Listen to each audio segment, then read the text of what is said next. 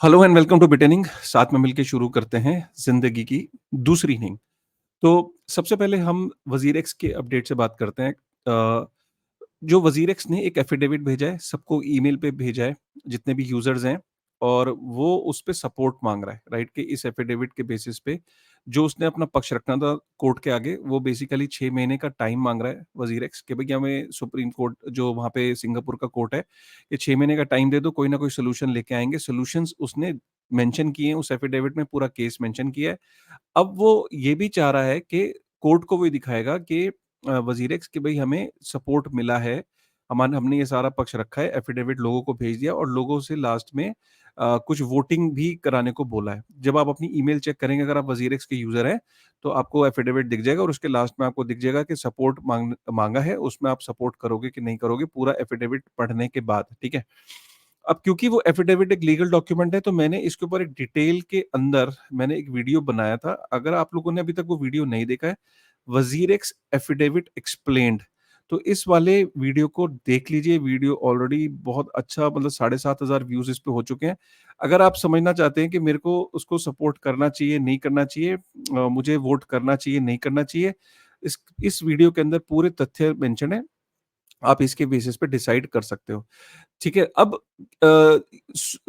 जो सिंगापुर का कोर्ट है, वहाँ पे वो ये बोलेगा कि मेरे पास ये ऑप्शंस हैं, ये मेरे प्रपोज़ल्स हैं, ये मेरे पास सपोर्ट है, और सिंगापुर कोर्ट से वो 6 महीने की अगर इम्यूनिटी मिल जाती है, तो सिंगापुर के कोर्ट में 6 महीने तक उस पे कोई भी केस या उसका कोई एसेट ये सब नहीं होगा, क्योंकि एक 6 महीने का एक उसको एक कोर्ट की तरफ से एक अप्रूवल मिल जाएगी, एक टाइम मिल जाएगा। तो ये उसकी इंटेंशन है वहाँ पे सिंगापुर कोर्ट में जाने के लिए। अब इस एफिडेविट के अंदर एक बड़ी ही एक ऐसी बात थी जिसको मैं शेयर करना चाहता हूँ कि 100 करोड़ रुपए जो है, वो जो यूज़र का फंड था, उसे जो है वो वज़ीर एक्स ने अलग रख लिया है। मतलब यूज़र का ही फंड था, उस यूज़र फंड में से जो बचा हुआ फंड है, उसमें से 100 करोड़ रुपए साइड रख दिए गए हैं कि जो लीगल फीस और रीस्ट्रक्चरिंग की जो फीस है, उसमें जो खर्चा होगा, वो यूज़र के फंड से वो पूरा करने जा रहे हैं। कितनी गलत बात है, मतलब दिस इज़ लाइक कि एक्सचेंज पे जो यूज़र का पैसा था वो हैक हो गया, अब जो रिमेनिंग पैसा है उसमें से भी 100 करोड़ रुपए जो है वो लीगल फीस और रिस्ट्रक्चरिंग के लिए रखे जाएँगे।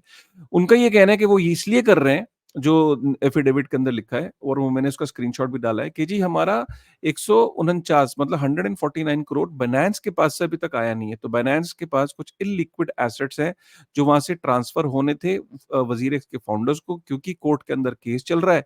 तो कोर्ट के केस के चक्कर में अभी तक बायनेंस ने वो ट्रांसफर नहीं किया। बाकी फंड्स यूज़र्स के ट्रांसफर कर दिए थे, लेकिन एक इल्लिक्विड फंड्स हैं जो डिजिटल एसेट्स के रूप में, ये अभी तक बायनेंस ने वज़ीर को ट्रांसफर नहीं किया। अगर ये हमारे पास एक 150 करोड़ होते, तो हम 100 करोड़ रुपए की हमें ज़रूरत नहीं पड़ती। फिलहाल बायनेंस ने हमें नहीं किया, तो हमें 100 करोड़ रुपए हम यूज़र का, मतलब बायनेंस और वज़ीर की लड़ाई में यूज़र क्यों सफ़र करे? एक तो ऑलरेडी यूज़र सफ़र कर चुका है, उसका पैसा जा चुका है।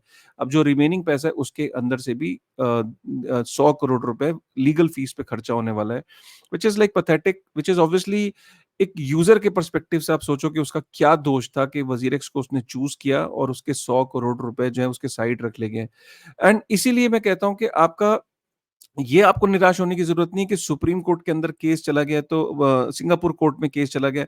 अगर इंडिया के अंदर अगर पीआईएल दाखिल होती है, जिसमें अगर बहुत सारी एफआईआर्स पूरी होती हैं, पुलिस कंप्लेंट्स होती हैं, तो उसको क्लब करके जो है वो एक केस लड़ा जा सकता है, और ये इंडियन कोर्ट के ऊपर है कि वो सिंगापुर कोर्ट के उस आदेश को मानता है, नहीं मानता है, राइट? तो ऐसा नहीं है कि वहाँ पे अगर वो आदेश उसके 6 महीने की अगर उसे इम्यूनिटी दे देता है वहाँ का कोर्ट, तो इंडियन कोर्ट्स कुछ नहीं कर सकते। इंडियन कोर्ट्स अपने लेवल पे डायरेक्शंस दे सकते हैं मिनिस्ट्री ऑफ फाइनेंस को कि वो इसमें इन्वॉल्व हों, वो वहाँ पे सिंगापुर की जो अथॉरिटीज़ हैं उनसे बात करें।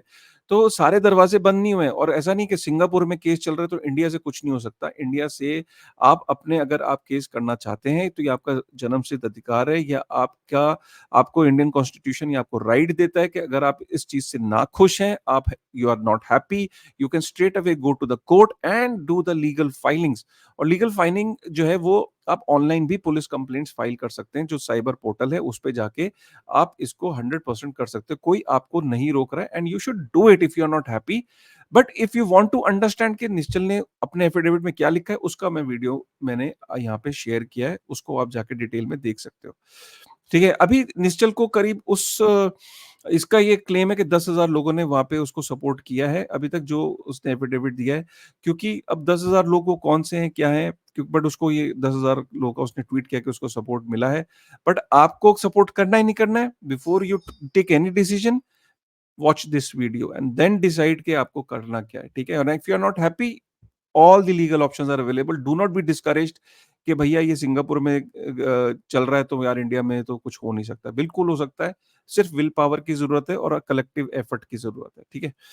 अब हम चलते हैं और खबरों पे। देखिए, और खबरों में सबसे इम्पोर्टेंट खबर, रशिया जो है वो उसका अब सबको पता है कि जब जंग शुरू हुई रशिया और यूक्रेन की, तो रशिया की जितनी भी यूएस डॉलर में जो ट्रेजरीज़ थी, वो सारी की सारी फ्रीज़ कर ली थी अमेरिका ने, राइट? तो करीब बहुत मोटा पैसा 250-300 मिलियन यूएस डॉलर जो यूएस ट्रेजरीज़ में इन्वेस्टेड था रशिया का, वो काफ़ी जगहों पे फ्रीज़ कर लिया गया। तो मतलब अगर डॉलर है और वो अमेरिका का है, तो वो कभी भी फ्रीज़ कर सकता है। रशिया को ये बात अब रियलाइज़ हो चुकी है। रशिया ब्रिक्स के थ्रू तो एक करेंसी लेके आना ही चाह रहा है। अब रशिया ये चाह रहा है कि हम क्रिप्टो का यूज़ करते हैं, कि इंटरनेशनल ट्रेड में हम किस तरीके से क्रिप्टो का इस्तेमाल कर सकते हैं, स्पेशली फॉर इम्पोर्ट एक्सपोर्ट के लिए, ठीक है? तो ये रशिया फिगर आउट कर रहा है। इधर देखो, एक चीज़ हमेशा याद रखो कि अभी टेलीग्राम के फाउंडर को अरेस्ट किया फ्रांस ने, तो फ्रीडम ऑफ स्पीच का तो बुरा हाल है। आने वाले टाइम में और बुरा हाल होना है। आप देखो कि उस उधर टेलीग्राम के फाउंडर को बंद किया, इधर जो एक्स है उसको ब्राज़ील के कोर्ट ने बैन कर दिया है। यहाँ तक कि अगर कोई वीपीएन का यूज़ करेगा तो 8 साढ़े 8,000 डॉलर का फाइन लगेगा, अगर कोई वीपीएन के थ्रू ट्विटर को एक्सेस करेगा ब्राज़ील के अंदर। तो फ्रीडम ऑफ स्पीच का बहुत बुरा हाल है। साइफर पंक्स ने ये 2008 के आसपास प्रेडिक्ट कर लिया था, तभी इस पूरे सेंसर्ड वर्ल्ड में अगर कोई चीज़ सेंसरशिप रेजिस्टेंट है आज की डेट में, कोई एसेट, तो वो बिटकॉइन है, क्योंकि बिटकॉइन के नेटवर्क को सेंसर करना इज़ इम्पॉसिबल, क्योंकि ये नेटवर्क मिल के लाखों कंप्यूटर दुनिया के अलग-अलग कोनों से, अलग-अलग जुरिसडिक्शन से वॉलंटरी अपनी रिसोर्सेज को सर्व करते हैं, देते हैं बिटकॉइन के नेटवर्क को। तो ये किसी सेंट्रल अथॉरिटी के अंडर नहीं आता है, इसीलिए नेटवर्क स्मूथ तरीके से किसी एक एंटिटी के क्लोजर से क्लोज नहीं होता। जैसे कि स्विफ्ट है, वीज़ा, मास्टर, ये बंद हो सकते हैं, फ्रीज़ किया जा सकता है एसेट, लेकिन बिटकॉइन के नेटवर्क पे एसेट फ्रीज़ नहीं होता है। ये पहली बार ऐसा हुआ है दुनिया में, जब लोग पूछते हैं कि बिटकॉइन की इंट्रिंसिक वैल्यू क्या है, इसकी वैल्यू कहाँ से आती है? इसकी वैल्यू इसी पर्टिकुलर फीचर से आती है कि एक्स जैसे ट्विटर जैसे या बड़े-बड़े सोशल मीडिया प्लेटफ़ॉर्म्स, बड़े-बड़े नेटवर्क्स जो हैं वो बैन हो सकते हैं, लेकिन बिटकॉइन का नेटवर्क बैन नहीं हो सकता, वो बिटकॉइन का नेटवर्क चलता रहता है। और बैन होने की वजह स्टारलिंक है, इसकी डिटेल में मैं नहीं जा रहा हूँ, बट एक कंपनी की वजह से दूसरी कंपनी पे आप अटैक देख रहे हैं, तो ये बड़ा देखने वाली बात है कि कल को फ्यूचर में जो बड़े-बड़े नेटवर्क्स हैं, उन पे इस तरीके के अटैक्स होंगे जो फ्री स्पीच को बढ़ावा देते हैं। उसके बाद एक्सेस सप्लाई ऑफ बिटकॉइन, जो बिटकॉइन की एक्सेस सप्लाई है, मतलब मार्केट के अंदर कई एंटिटीज ये माना जाता है कि अभी बिटकॉइन को बेच सकती हैं, जैसे कि अमेरिका, माउंट गॉक्स।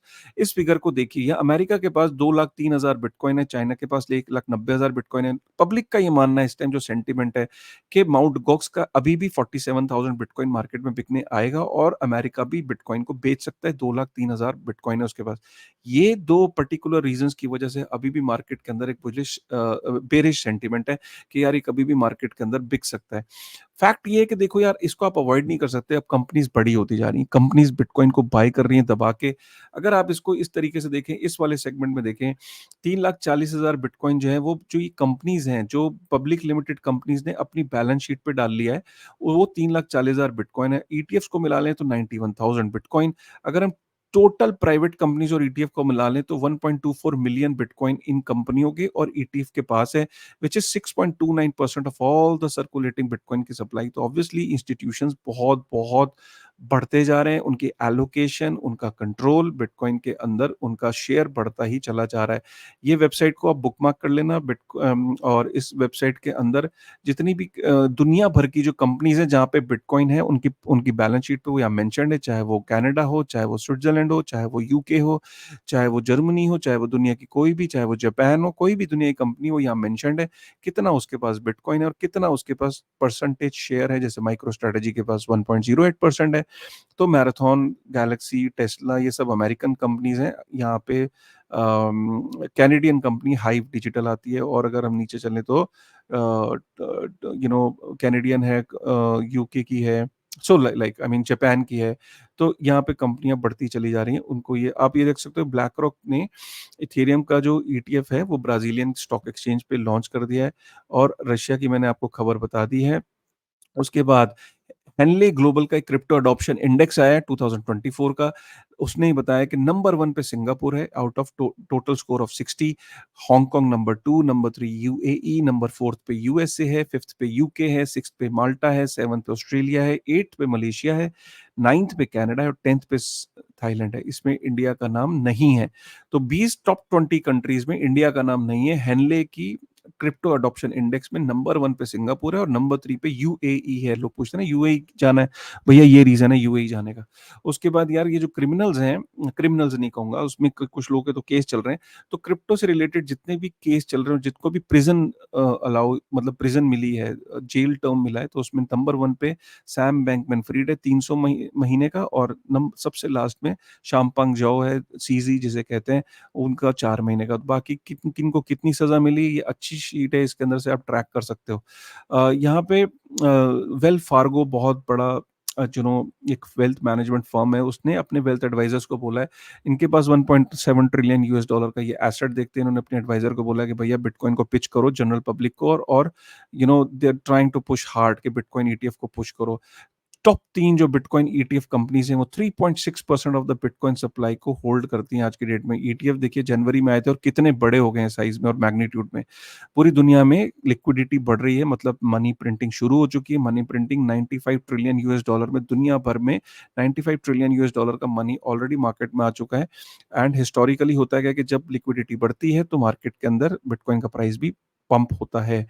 इन्फ्लेशन जो है पूरी दुनिया में इस टाइम 3.3% है, जो मीडियन है और 3.3% पे पहुंच गई है। जो अफ्रीका का एवरेज जो है वो 4.9% है और बाकी जो एशिया के अंदर 2.5% है। राइट, और हम अगर देखें तो सेंट्रल बैंक ऑफ नॉर्वे और स्विट्जरलैंड जो है वो माइक्रो स्ट्रेटेजी के शेयर में इन्वेस्ट कर रहे हैं, क्योंकि माइक्रो स्ट्रेटेजी के शेयर में इन्वेस्ट करना is as good as investing in bitcoin. वो क्या कर रहे हैं, डायरेक्टली बिटकॉइन के अंदर अगर इन्वेस्ट करते तो जनता कहती वाह वाह वाह वाह, मेरा सेंट्रल बैंक बिटकॉइन में इन्वेस्ट कर रहा है, मैं भी करूंगा। उन्होंने कहा नहीं नहीं, हम तो नहीं कर रहे, हम तो माइक्रो स्ट्रेटेजी के अंदर इन्वेस्ट कर रहे हैं। कितनी सोची समझी साजिश है कि माइक्रो स्ट्रेटेजी के अंदर इन्वेस्ट करो, it is as good as investing in bitcoin. तो माइक्रो स्ट्रेटेजी का शेयर आप तभी तो देखते हैं कहाँ से कहाँ पहुंच रहा है। राइट, तो ये है कुछ इंपॉर्टेंट खबरें, कुछ ताज़ा खबर। उम्मीद करता हूँ आपको ये खबरें पसंद आई हो। अगर पसंद आई तो प्लीज़ एक बार लाइक करेगा, चैनल को सब्सक्राइब करेगा, कमेंट करेगा। मिलते हैं फिर एक नए एपिसोड में, एक नई एनर्जी के साथ, एक नई इन्फॉर्मेशन के साथ। तब तक थैंक यू वेरी मच।